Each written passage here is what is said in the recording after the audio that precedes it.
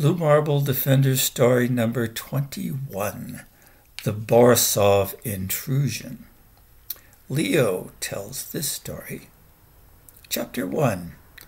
Ugh! I had a lot of sleepless nights after our little adventure in the South China Sea, but not for the reasons you might imagine. I know Rookie and Uncle Amerigo left Kuching with worries about Fund, but my worry was about the increasing strangeness of extraterrestrials that we Blue Marble Defenders were encountering. What kept going through my mind was poop. Ha! Ha! I thought that'd get your attention. I mean, of course, radioactive metal bird poop that could sink a ship. If we could encounter that, could we encounter ETs whose mere presence could kill you? How could we ever deal with that? Even if they had no ill intentions toward Earth and its inhabitants, could the mere landing of an ET bring destruction? Could they unknowingly bring microbes that were harmless on their planet of origin, but multiply quickly in our atmosphere and wreak havoc or kill people? Gee-siminy. I don't want to sound self-important, but we defenders take our role seriously. Add vivid imaginations to that, and the weight of responsibility can become overwhelming. That's where my head was, and that's what drove my 12-hour workday since we flew home. Well, I worked 12 hours straight when I possibly could, but a number of things kept my productivity down. First, we moved to Brussels, and I had to pack up my workshop and unpack it. Then we went to the U.S. for a vacation, and then Mom was asked to move to Pau, France, near the Pyrenees Mountains to review health monitoring at France's nuclear electricity generator and waste storage facilities in that area. So, yet another exercise in packing, unpacking, reassembling, etc., etc. Arriving in Pau, I decided to do something for fun. I decided to build something for fun. In any case, I was holed up in my workshop studying chirped pulse laser amplification when Pops burst in. That immediately made me worried because Pops is always polite and knocks, or even stays away when he knows I'm going deep into a subject. He blurted out, "Something's happening on Borisov. Some big hunk of that intergalactic comet looks like it's about to separate. I hope it doesn't send another crop of shapeshifters to Earth. I've had my fill of metal seagulls." Now, since Kuching, I suspected Pops had been worrying about the same things I had, but he confirmed it when he said, "This is likely a new spin-off coming from an entirely different part of the comet, and it might bring new surprises. Yeah, I'll have to put my projects aside and follow it. Ugh!" Pops went back to his lab, and I went back to testing the new gadget that I'd built. Chapter 2. We should have played catch. I had completed my testing of my gadget by dinner time, and I plopped down in my workshop's worn easy chair when my worrying about ETs returned. I resolved to get over the idea I could control anything, never mind control big happenings in the universe, and I decided to focus only on things I could control. Yeah, I know, you're probably saying, duh. Well, I'm there now, too. At the dinner table, Pops told me a piece of Borisov did in fact separate, but he was suspicious it wasn't a hunk of the comet breaking off. But just maybe it was a large spaceship taking off. Good that I'd convinced myself I couldn't control anything, right? It helped me stay mellow and just immerse myself in some, no brain required TV show before hitting the set. The next morning, as I was stuffing homework into my knapsack, Pops stopped into my bedroom with his buttered coffee and told me he'd been checking the very large telescope on Cerro Paranal in Chile to see if whatever separated from Borisov was moving faster than the comet itself. He said, "I'd like to keep my eye on it, but Gee, the Italian government just asked me to make a quick trip to the Dolomites. During their preparations for next winter's Olympics, they've discovered some really strange life form deep in ancient rocks. He stopped, watched me, cocked his head, and smiled, saying, "Ooh, I'm glad to see you are relaxed now there, Mr. Leo. So I don't have to feel guilty about asking you to protect Earth while I'm gone." He laughed so much when I pounded the air with my fist and pretended to scream that he spilled coffee on his shirt. After school, I went back to my lab to further work on my gadget. I call it a gadget, but it's a powerful laser device, and now I wanted to work out how I could test it with electrical current many times more powerful than that available in our house. I was, pardon the poor joke, laser focused on this. I was tunneling into an area when Rook banged on the door with the side of his fist and said he wanted to play catch. I yelled out, "How about you go for a swim and I'll come later?" He kicked the bottom of the door and said, Okay, but in repayment for that delay, I'm going to burn my first fastball right through your glove." Well, okay. That seemed a small price to pay for a chance to pursue my idea before it evaporated from my mind. Time flew by, and before I realized it, an hour had passed. I grabbed my mitt and hustled outside, but there was no Rook in sight. He must still be down at the river, I thought. Our house in Pau was in a rural setting with a huge backyard. It was a half-kilometer deep and ended at the Ouse, a river that meandered at varying widths with fast and slow flowing parts. It was deep, wide, shallow parts, side channels, and tall trees on the banks. When I arrived at the bank, I did a double take. The river had almost completely drained away. I looked downstream. I saw mounds of sand that I'd never seen before, and I could have walked across the river by hopping from stone to stone if I wanted.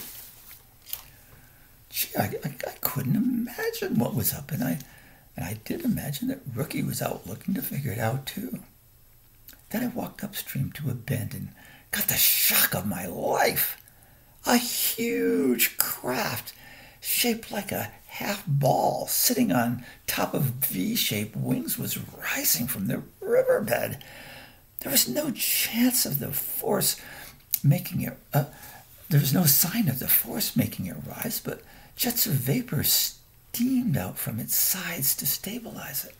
It was the size of a dozen houses, and the only indicator of force making it rise was a kind of a humming sound that filled the air and seemed to pull the hair on my arms. It pulled tree branches too, but not violently. Good thing I was on the bank of the river, because a huge wave of water rushed downstream with boulders tumbling at its whitewater edge as the craft rose away through a cloud layer and out of sight. But hey, where was Ricky? I watched the water rush past and watched carefully, just in case he'd gone swimming and was now in trouble. After that first rush of water subsided, I ran upstream. No Rook. My mind was honeycombed with terror. So many things could have happened. I ran, I searched. I didn't want to contemplate the worst. I ran up another half-kilometer. I stopped and I didn't know what to do. So I just ran downstream. Now I couldn't cross the river without swimming, and I decided against it. I plopped down on the dirt. My head was numb. Terror I never felt coursed through me. I wished my butt would sink in the quicksand. My younger brother, he just wanted to play catch. What was wrong with my priorities? Chapter 3, Hide and Seek. I sat in the mud and I wallowed in regret. But over the course of a few minutes, I transformed into Action Man. I thought he must be inside of that thing. But no way would I let him stay there. I was determined to find him and change the course of history if necessary. I had to find that flying monstrosity and liberate Rook. First, I tried reaching Mom by phone. She was in Paris giving a talk to the International Conference on Radiation Safety, but no answer. I called her office and found she was being feted following her speech and was in a balloon somewhere over the city. I phoned, but no answer from Pops either. The Blue Marble Hotline folks told me he was underground studying what might be prehistoric extraterrestrial life in a silver mine in the Dolomites. Oh, God. Good grief. Saving Rook was on me. No big deal, I thought. I'll handle it. I checked the internet and found that a mysterious object had been seen hovering over 4 nearby French nuclear power stations and a nuclear waste disposal facility that was kind of nearby in the Pyrenees Mountains. Okay, I thought, these guys need uranium, just like those shapeshifters that fell into the South China Sea. I had it. Part 2 of my plan formed like a shot. But now, for part 1, find them. Can I attract them and set a trap? I asked myself. Maybe that would make a good mid-action tactic, but it's not the solution to finding them. No, I have to take a chance. They're like Earthlings. You know, Earthlings, us. Suckers for easy solutions. And, like us, quick to fall into habits. I phoned the local hardware store. They couldn't help me, and they referred me to EDF. That's the big giant company, Électricité de France, the national power company. I had to badger the EDF people who came to the phone. I had to tell them about the Blue Marble Defenders and escalate my call all the way to the boss, the company's CEO. Thankfully, he immediately understood the risk to the nation and agreed to provide what I needed. I said I needed help now, and if my window of opportunity to save Rookie closed, France was in trouble too. I grabbed what I needed from Rookie's workshop shelf and put it in my pocket. I checked my laptop, found there'd been a sighting of the spaceship at a second nuclear waste storage facility in the Pyrenees. And before I finished reading the details, I heard a truck pull up the driveway. Woo! I was happy and impressed with EDF's efficiency. Chapter 4, Amping It Up. A master electrician made a connection at the house and walked to the river with me while 3 no-nonsense technicians pulled a big power cable behind us. At the river, the electrician connected the cable to a narrow, apparently super expensive cable extension and connected that to Rookie's device. He checked the circuit, handed me back the device, and wished me luck. Whew, my plan was ready. After the EDF people departed, I put Rookie's stun gun in my pocket and practiced managing the power cable and pulling the gun out quickly. I must have looked like a cowboy practicing his quick draw for a shootout in the American Wild West days. I knew my plan to save Rookie had a weak foundation because of 2 critical dependencies. The ETs had to require water regularly, and they needed to return to the same spot for it. I knew I was imputing these human characteristics to them, but hey, this was the best idea I could come up with. This plan's foundation was really wobbly, but my action plan was really no better. I was betting I could communicate with the ETs and betting I could convince them to release Rook.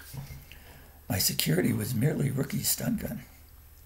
Mom and Pops, well, they would have helped me imagine other alternatives, but they were inaccessible. Bah! Then I remembered I could have called Uncle Amerigo. He could have helped out, but now it was too late and I was out of time. My plan had to work. I sat under a tree at the riverbank where the ship had blocked the water's flow. I've learned the importance of staying flexible, you know. If you imagine exactly what's going to happen and rehearse it over and over again in your mind, well, you're less able to adapt to a surprise. And there are always surprises, so what did I do instead? Well, it was think up the wildest things that could happen and a whole range of alternatives I could choose from to react to them. Wow. I found far more threats than possible actions I could take. I'd be like a mouse fighting a rhino, meaning I'd need some big new way to frame the situation to succeed. And yep, I didn't like to admit it, but success would more likely be determined by luck than my ability to make fast decisions and act quickly. But then I realized almost every jam we defenders ever got into was pretty much the same. I relaxed. I sat calmly as I could on the riverbank, and I waited. My mind was drained of thought. It only had room for two hopes. Yeah, the hope the ETs would come back, and the hope my willpower would carry me through. Chapter 5. Showtime! The first clue was the abrupt end to birds chirping. Then squirrels scampered off their branches. Then the air cooled like when a cloud covers the sun. But only when humming snuck into the air from some great distance did my brain shift into gear. In quick succession, the air took on the texture of a plasma, and the sky darkened. I looked up and saw the giant thing descending. It was about to cover the entire width of the river, and I hoped my perch on the bank wouldn't be crushed. It seemed like a giant elevator coming down, unstoppable. And I was at the bottom of the elevator shaft, and I was scared, but happy they'd come back. For a massive ship, it settled quietly with just a little crunch of gravel in the river and the sound of shrubs and tree branches being pressed down. Water was pushing against its metal hull, and water rivulets were forming a small channel in front of me. It was this massive foreign presence that violated the peaceful pastoral stream behind our house. The stream in front of me was so unreal it took a few moments to comprehend. I stood to make sure I was ready for whatever was to come. I practiced my stun gun quick draw again. I stood on the bank like a ninja, ready to execute his heroic plan, when I realized I had, once again, been sitting in the mud, and muck was running down my legs. Yeah, don't laugh. Hey, look, I had a lot on my mind, you know. I shook it off and kept my cool for the events ahead. My mind made a little jump, like others, people, you know. I make sense of the world through metaphors, and all of a sudden I saw myself living inside a SimCity computer game, and some giant kid had just plopped a high-tech, high-rise apartment building right on top of my river.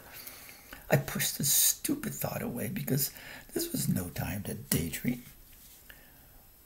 An opening silently appeared on the skin of the silver ship, but I couldn't see inside. Then a smooth, metallic tongue silently extended out toward me, and it stopped just short of where I stood. I figured it must be an entrance ramp, but entering that ship would put me at the mercy of whatever was inside, and while I had plenty of power cable for this stun gun, cable would have been both visible and actually would have limited my movements if I had gone inside there. When I've described this moment to friends, you know, they've commented, "Your heart must have been in your throat." But I told them that didn't happen, no. I was there to get my brother back, and that consumed me. Was I amazed? Scared? No such things. They were not helpful to my mission. I stared at the ramp and into the dark hole. I wasn't going in, but I expected something to come out. I thought this might be the same door they used to grab Rookie. My standing and staring went on a long time, and it was getting me nowhere, so I called out, "Give me back my brother!" I waited. I yelled it again, and then again. I tried sign language. I pointed at the ship, and then pointed at my own chest. I held my right hand out over my left shoulder to kind of show Rookie's height, and pointed down. Then I extended my two hands toward the ship and repeatedly pulled my fingers in toward me. I wanted him back. I I was trying to convey they had a shorter version of myself, and he should return to me. Well, nothing happened. I took a step onto the ramp, and I just stood there. Nothing happened. But I was glad to be on that ramp. If they were going to fly away now, they'd have to harm me. I had no way of knowing if the beings inside the ship were well-intentioned, or if they were kind of neutral, or if they were evil. If they were evil, neither Rookie nor I had a chance. I was hoping they'd want to avoid harming me by abruptly pulling me off the ramp on taking off. I suspected they would not be taking off soon because I could hear water flowing into their ship. You know, the kind of sound water would make falling into a container. Then I perceived some movement in the dark interior. I focused all my senses on it, and a moment later this thing appeared in the doorway. Gosh, imagine a snowman, a 3-part cylindrical snowman, taller and wider than me, and propelled and supported by 3 kind of complex devices that seemed to serve as feet below it. Imagine the capital letter Y. Connect the stem of 9 of those Y's to a central ball that can roll in any direction on the wings of the Y's. The snowman's cylindrical body was smooth, with no apparent appendages. Its head sat about 20 centimeters, above the middle part of its body, and was surrounded by a dark band. I assumed sensors were behind that band. Like other terrestrial beings made from metal, it was difficult for me to imagine their life cycle or evolution. I mean, these ETs, these metal things, they're weird, creepy. Glad you never saw them, because I've seen all I ever want to see. This live being, or robot, or whatever it was now, it was slowly progressing toward me. I figured it had grabbed Ricky. I once had a school teacher walk toward me without speaking, and I felt the same trepidation as I did with this snowman. Well, almost. This thing could, of course, kidnap or kill me, or do worse than any teacher could, but that's kind of how I felt. I remember that feeling. Anyway, not knowing what it might do next, I thought about how I could dodge it if it tried to ram me. Those Y-ball legs looked agile. I tensed up. But before I had to act, it stopped, 2 meters away. I repeated, "I want my brother. I know you have him." With no sign of recognition from the metallic skin, I just repeated it. And then I repeated my pantomime. Still nothing. Then it moved toward me. I dropped my hand on top of my pants pocket and was ready to draw the stun gun. But the thing stopped 1 meter away. An opening appeared on the side of the middle cylinder. A black metal rod emerged slowly and silently. On its tip was a globe with 3 anchored Y members. I thought. Hidden protective limbs. What else do I have to worry about? That bundle of 3 Ys moved slowly, directly toward my face. And it stopped only a centimeter or 2 from touching me. Should I zap the thing? Well, hey, look, realistically, that'd make me sound heroic when I went and told the story later, but it might wreck any chance I'd ever have of saving Rookie. I said, "I want my brother back." I repeated the pantomime. When I did this pantomime, I almost touched the thing. The bundle of Ys rotated right in front of my face, and my nose felt the air move. I was scared, but then the being moved sideways. It stopped at the edge of the ramp. That gave me a clear view of the ship's portal. Rookie! Rookie stood in the door like a blinking statue. The cylindrical snowman moved toward Rookie. Should I chase it, zap it, and pull Rookie to safety? The snowman was already halfway there, and it stopped. It pointed its limb to Rookie and made a slow, sweeping arc toward me. Then the limb retracted inside its skin. Rook took a tentative step, warily watching the immobile snowman. He took another step, then another, and then he trotted toward me, speeding up as he neared the snowman. Then he ran right past me and up the bank.